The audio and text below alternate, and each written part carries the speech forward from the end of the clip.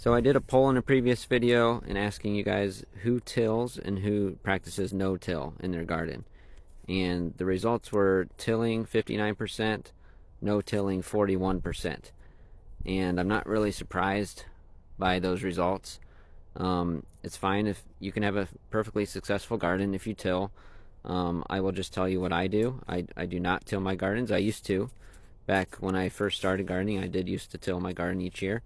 But now I just feel like no-till is easier for me and it works for me.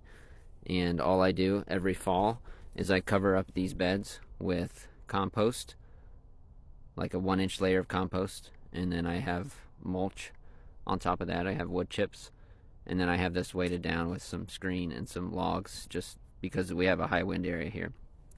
But that's all I do for these beds. And here's another one where I just have wood chips and mulch and compost laying on top, and I just keep doing that every fall.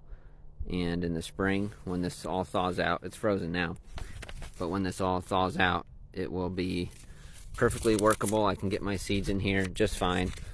The ground will not be hard or anything, and so the no-till works for me. And that, I feel like tilling also brings up more weed seeds, and it kind of destroys your soil life. So, and I also don't use any fertilizer. So throughout the year, the growing season, I use no fertilizer. The only thing that gets put on here is my compost every fall, and that's the only thing.